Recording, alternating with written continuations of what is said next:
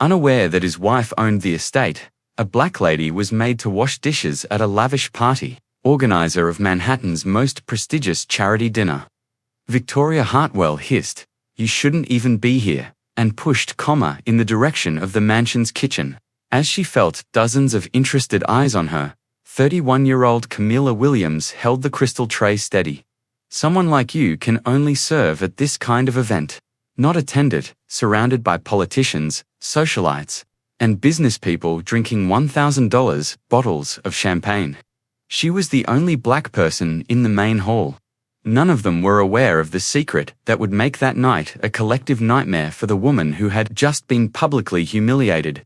Camilla whispered, "Sorry for the confusion," with a composure that some people found intriguing. "I just came to deliver this to his," but Victoria interrupted her with a sharp gesture. "We don't have time for stories. The kitchen is overwhelmed, and you're going to help wash the dishes now."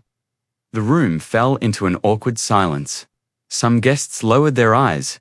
Others whispered among themselves, but no one dared to question the hostess's decision. After all, Victoria Hartwell had been organizing the most prestigious events in New York high society for 2 decades. Camilla took a deep breath. He answered. "The service entrance is that way," without even verifying the guest list or asking for his name. "Actually, I should be on the main list," Camilla remarked with a tactful smile. "I'm sure you are," he said with a mocking laugh. They all say that Camilla rolled up her sleeves and started working on the task that had been given to her in the steamy, dishwashing-noised kitchen. The other workers, who were all Latino or black, worked in silence around him because they were used to this kind of treatment.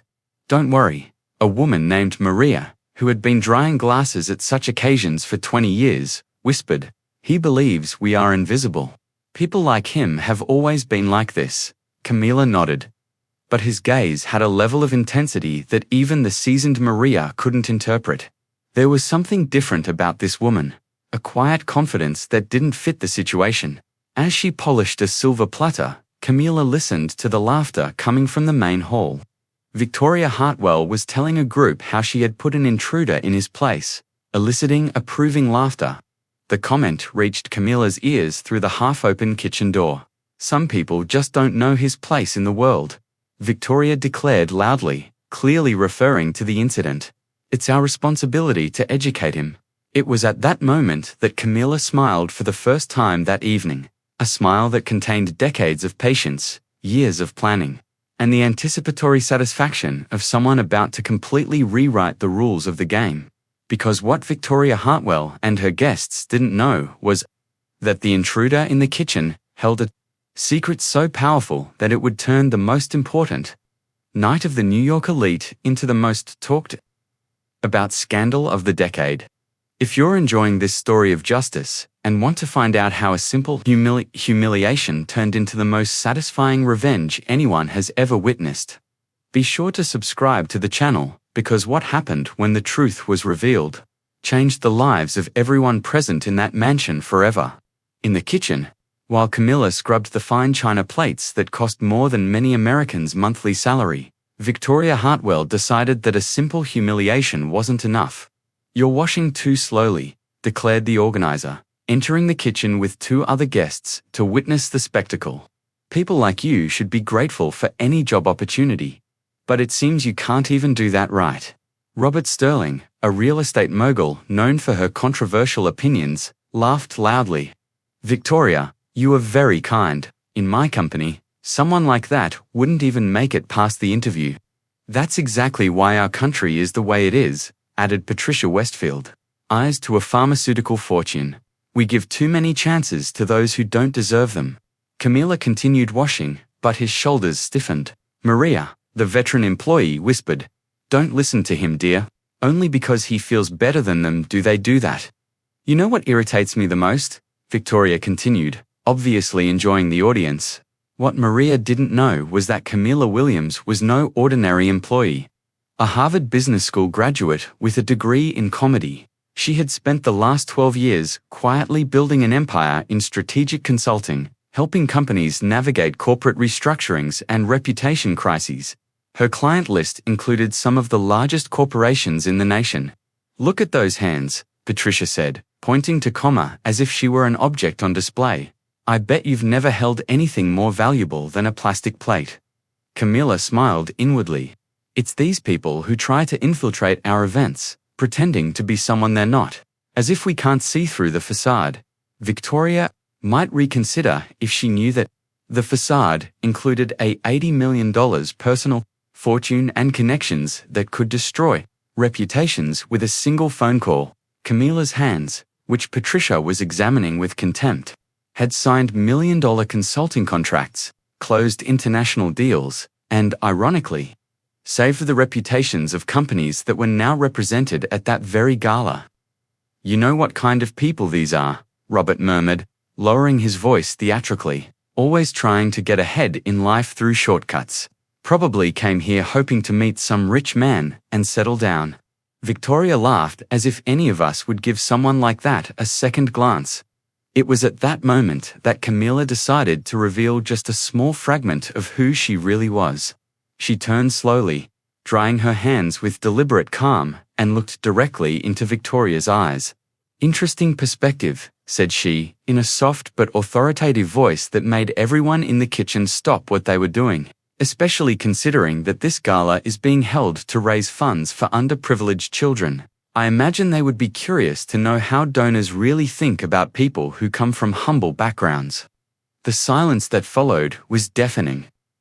Victoria blinked several times, clearly disconcerted by the sudden change in dynamics. "Excuse me," stammered the organizer. "I'm just observing the irony," Camilla continued, her posture now upright and confident.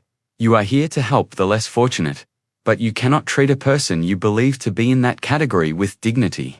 The tension in the kitchen was evident, and the other staff members halted their work when they realized that something significant was taking place. Victoria, who was used to being the most powerful person in any setting, obviously didn't know how to handle someone who wasn't intimidated by his authority. "You're being very bold for someone in your position," Victoria finally managed to say, her voice trembling slightly. "Well, that's completely different, is it?" Robert cleared his throat uneasy. "So, that's all different." With a smile that stopped short of her eyes, Camilla conveyed decades of experience working with individuals similar to Victoria. "My position? What specific role would that be?" "Well, Victoria hesitated, realizing she was about to say something that could sound even more prejudiced than he already had. "I'm what?" Camilla asked softly, taking a step toward the group. At that moment, Maria looked at Karma with new admiration. In 20 years of working for the elite, she had never seen anyone confront people of this caliber with such elegance and authority. Victoria tried to regain control of the situation. "He's washing dishes in his kitchen. That should give you some perspective on hierarchies." "His kitchen," Camilla repeated, raising an eyebrow. "How interesting. And tell me, Victoria, do you know exactly who owns this mansion?" Victoria's discomfort was now visible.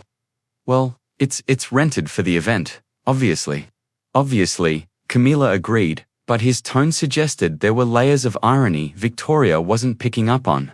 What neither of them knew was that Camilla had arrived at that mansion 3 hours earlier, not as an intruder trying to infiltrate, but as someone who had every reason in the world to be there. And in 45 minutes, when his husband arrived from the emergency board meeting, the true hierarchy of that house would be revealed in a way that would forever change Victoria's perspective on who really held the power in that room. As Victoria tried to process the shift in dynamics, something in Camilla's eyes made her realize he had made a terrible mistake, but he still couldn't pinpoint exactly what that mistake was. Victoria felt an inexplicable chill run down her spine when Camilla questioned the ownership of the mansion. There was something about the way that woman spoke, a natural authority that didn't match her current position as an employee, that made her deeply uncomfortable. "Obviously, this mansion belongs to the Blackstones," Victoria said, trying to regain control. "The most traditional family in Manhattan. They always lend the space for our charity galas." What Victoria didn't know was that Alexander Blackstone had married discreetly 2 years earlier in an intimate ceremony on Martha's Vineyard, far from the spotlight of society. Her husband had expressly asked to keep a low profile. preferring to work behind the scenes on her own philanthropic initiatives. Interesting, Camilla murmured, returning to drying the dishes with a calmness that now seemed almost theatrical. And tell me, how recently did you two talk about the plans for this gala? Robert Sterling, growing increasingly irritated by what he perceived as insubordination, intervened abruptly. Listen, we don't have to answer to him. You're here to work, not to ask questions. It was at that moment that something fundamentally changed in the atmosphere of the kitchen. Camilla placed the plate she was drying on the counter with a deliberate movement and turned completely to face the elite trio. Surrounding her, "You're right," she said in a soft voice, but one charged with an energy that made all the employees stop what they were doing again. "I am here to work, but not in the way you imagine." Before anyone could respond, the sound of firm footsteps echoed down the hallway leading to the kitchen. Maria, who had worked in that house for 2 decades, immediately recognized the rhythm of those footsteps. Mr. Comma's eyes brightened. As she whispered to another employee, "Blackstone is coming." "Perfect," Comma said. "He arrives on time." Victoria scowled in confusion. "Right? Timing? What do you mean? When he comes, you shouldn't even be here. You are liked by others." "Do people like me?" "What precisely?" Camilla cut her off, her voice now authoritative enough to cause Victoria to recoil involuntarily. Comma started towards the kitchen door as the footsteps got closer. Victoria attempted to obstruct her path. "You cannot get out of here. Not before completing the task." Camilla replied, carefully taking off the apron he had been made to wear. "His job here is just beginning." In the meantime, outside the kitchen, Alexander Blackstone was conversing with his personal assistant, David, who had come with him. Alexander stated, tightening the cuffs of her shirt, that the meeting finished sooner than anticipated. David looked at his tablet and said, "I hope Camilla didn't get too bored on her own at the gala." "There was actually a small incident, sir. A woman who tried to enter through the main gate without a valid invitation was redirected to the service entrance." According to security, Alexander came to a sudden stop. "A female." "Which description?" "A 30-something black woman wearing a navy blue outfit." David had hardly noticed the hardening of Alexander's features. "What happened to this woman?" "I think she worked in the kitchen for Madame Hartwell, the event organizer." There was utter silence for a minute. Then, like a man attempting to contain a giant's rage, Alexander closed his eyes and inhaled deeply.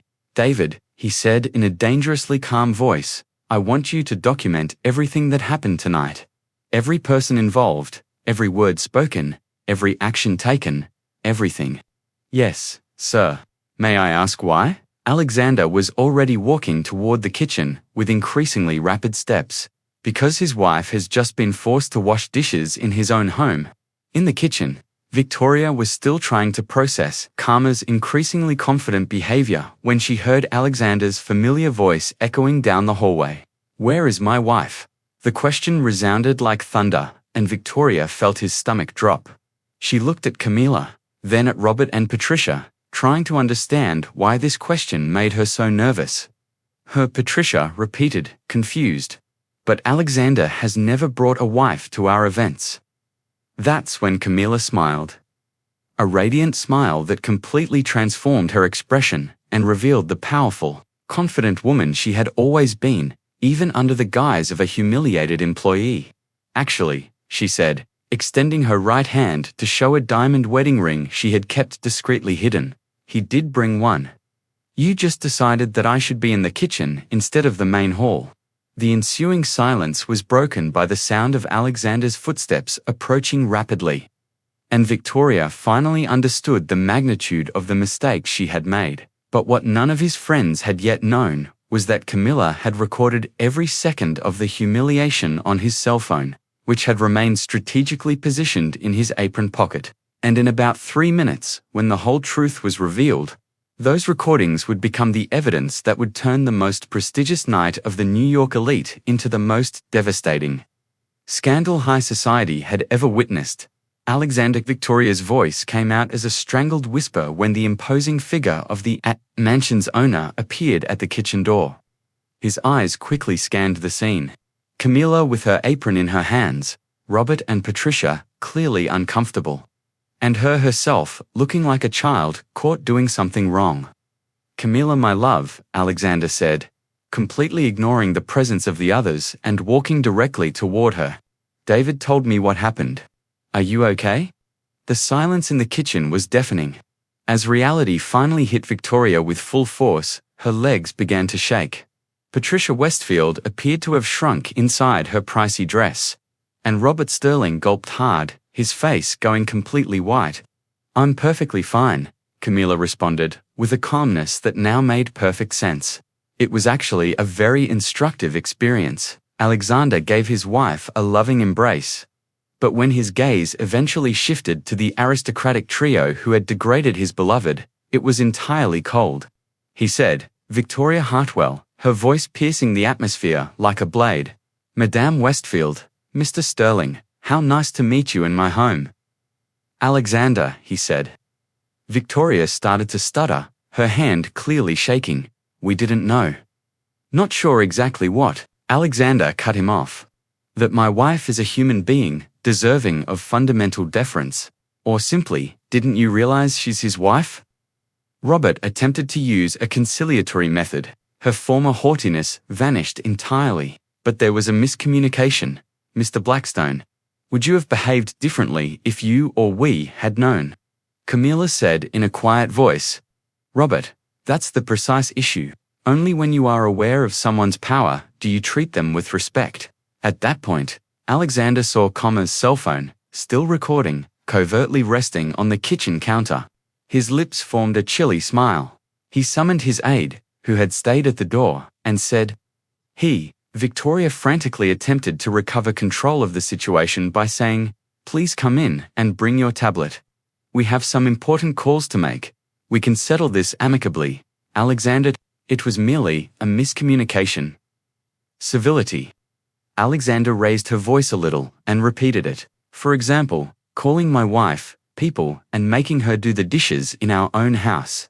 As if she were here to pick up a wealthy man." Patricia's gaze expanded. She was unaware that Camilla had overheard all of their nasty remarks. "Did you not record everything?" Patricia muttered with horror. Camilla clutched his cell phone quietly. Every utterance, every hateful chuckle, every racial remark cloaked in social concern. Alexander started making calls and talking loudly enough for everyone to hear as David came over with a tablet. "Janet, good evening. It's his, indeed. He requests that you immediately revoke the Blackstone Foundation's support of every event that Hartwell Events hosts. Indeed, forever. No, it cannot be negotiated." Victoria felt everything fall apart. 60% of his yearly contracts were with the Blackstone Foundation. Alexander dialed another number and went on. "You mean Robert Sterling? Indeed? I must notify you that all of Sterling Developers' agreements with Blackstone Group businesses have been essentially terminated. The consequences don't concern me." When Robert attempted to object, Alexander had already received his third call. "You are employed at Westfield Pharmaceuticals, Patricia, aren't you? How coincidental. I recently terminated the agreement to provide medicine to each of his private clinics." As his worlds fell apart in real time, the three members of the New York elite looked on helplessly. Alexander wasn't finished yet. "Though," gently, he said, "could you show me those recordings?" The harsh shouts of Patricia, Robert, and Victoria reverberated around the kitchen as she tapped the screen of her phone. All of their offensive remarks, vile laughter, and humiliations were captured on crystal-clear audio. "David, please ensure that copies of these tapes are forwarded to all major local television stations, including CNN, the New York Times, the Washington Post, and most importantly, Society Watch. He enjoys reading about the hypocrisy of the elite." Victoria pleaded with Alexander, tears starting to fall down her cheeks. "My life will be ruined by this. How did you attempt to undermine her dignity?" He gave a chilly response. "The distinction is that she didn't do anything to merit your care. Conversely, you choose every nasty phrase you spoke." Maria, the seasoned worker who had spent 20 years at the mansion, saw all of this with a mix of surprise and joy. Camilla and Alexander were defending the service workers in a way she had never seen anyone do in all those years. Camilla said, "There's one last thing." Her voice remained calm, which everyone now realized was controlled power rather than submission. "You said that people like me don't make it far in life, Victoria. Not only am I Alexander's wife, but I am also the CEO of Williams Strategic Consulting, which was recently engaged by the New York City government to examine all of the contracts for public events in the city." Victoria's face lost the last of its color. The first to be reassessed will be his contracts with the city. Camilla finally let a real smile come to her face as the three men who had humiliated him departed the mansion in utter bewilderment, knowing that by sunrise their reputations would be ruined. Justice had been done, but more significantly, that night would show New Yorkers that a person's true character is determined by how he treats people he views as inferior to him, not by the color of her skin. The following morning, the headlines were already taking over every newspaper and news website in the city before the sun had even completely risen over Manhattan. The New York Times reported on the silent revenge, the one-night reveal of New York's elite. In the first 12 hours, Camilla's video recordings had received over 2 million views. When Victoria Hartwell awoke, his phone was ringing non-stop. Numerous customers were terminating their agreements. Even staff members of her own company were publicly departing, and journalists were requesting statements. Hartwell Events, which took 20 years to create, lost 95% of its contracts in under 72 hours. Her assistant's voice was shaking as she said, "Madame Hartwell," over the phone. Victoria looked out the window of her apartment on the Upper East Side, knowing that she would soon not even be able to pay the rent there. The Rockefeller Foundation has just confirmed that it will not be renewing our contract. And there's more. The Museum of Modern Art has also cancelled the fall gala. Her world, which was founded on prestige and connections, was falling apart like a house of cards. It was no better for Robert Sterling. International partners questioned all of his business dealings when the recordings exposed not only his racist remarks, but also his prejudiced worldview in general. Sterling developers lost $120 million in contracts in a single week. "Did you see the news, Dad?" Her daughter, who was studying in London, had contacted him in tears. "The video is being shared by my college pals. Using our last name makes me feel embarrassed." The business world, Patricia Westfield found, has a lengthy history. Contract cancellations were followed by internal probes into her pharmaceutical company's discriminatory practices. Workers who had previously kept quiet out of fear were now encouraged to speak out about years of institutionalized bias and At the same time, Camilla and Alexander were getting hundreds of supportive letters every day. She was consulted by black business owners from all throughout the nation. She was asked to lecture at universities about business diversity. And in order to meet the demand, her company, Williams Strategic Consulting, had to add 10 more staff members. Didn't you know this was going to happen? 3 weeks after the gala, Alexander inquired at a quiet brunch. Camilla grinned. "Not precisely. I didn't anticipate such a deliberate shift, but I did anticipate exposure. Structures that have existed for decades are being seriously questioned." The effect was well beyond New York. When people nationwide shared their personal stories of discrimination in upscale environments, the hashtag #CAMILA challenge became viral. Businesses, clubs, and restaurants started examining their hiring and customer service procedures. An unexpected offer was made to Maria, the seasoned worker who had spent 20 years at the home. Camilla had developed a training curriculum that included hospital management and administration classes for professionals working in domestic services. At the first set of participants' graduation ceremony, Maria remarked, "I never thought that at 60 I could still dream of a new career."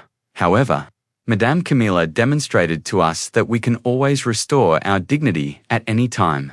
No one took Victoria's conversion seriously when she attempted to rebrand herself 6 months later, as a cultural sensitivity expert for events. Robert Sterling relocated to a far-off suburb where no one was aware of her story after selling the family firm for a little portion of its true worth. Patricia had lost her position on the pharmaceutical company's board and was the target of labor lawsuits. Camilla was questioned if she felt regret for the effects her actions had had on the three of them during an interview on a national television show. "Sorry," she said again, giving the question great thought. "I'm sympathetic to the suffering he's going through. However, I am unable to feel regret for revealing viewpoints that have hurt many others over the years. His own decisions directly caused what occurred to him." Camilla leaned forward as the reporter asked, "But don't you think the punishment was disproportionate to the crime?" "Let me explain what I mean by disproportionate. When a Harvard-educated black woman is sent straight to the service entrance, people instinctively determine her value based on the color of her skin before they ever know her name. It's when workers are humiliated daily by people who consider themselves superior.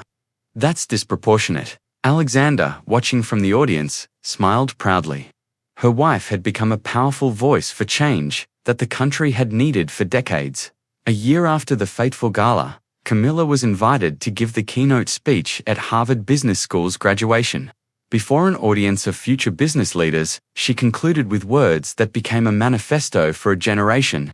"True power does not lie in humiliating those you consider inferior. True power lies in elevating those whom society tries to diminish. The best revenge against prejudice is not to destroy those who practice it. It is to build a world where such prejudice can no longer thrive." The audience rose to a standing ovation that lasted 5 minutes. Victoria, watching from his small rented apartment in Queens, turned off the television with tears in his eyes. He finally understood the magnitude of what he had lost that night. Not just contracts or money, but the opportunity to be part of something bigger than his own ego. 2 years later, when Camilla was appointed to the Ford Foundation board to lead racial equity initiatives, she received an unexpected letter. It was from Victoria offering a sincere apology and asking if there was any way to repair the damage he had caused. Camilla replied with a single sentence: "Reparation does not come through letters, but through actions that lift others up as he tried to tear me down." When asked about the legacy she would like to leave behind, Camilla Williams consistently responded that no one else should ever be forced to prove her dignity, that she should be recognized as an inalienable right of every human being. The best revenge she found was not to destroy those who had humiliated her, but to use the humiliation as fuel to light a path that others could follow towards a more just future. Camilla Williams' story ultimately demonstrated that the most powerful justice is not that which destroys the enemy, but that which creates a better world in spite of him. If this tale of resistance, dignity, and social transformation resonated with you, subscribe to the channel for more stories that demonstrate how sometimes the most difficult moments become the seeds of the most necessary changes.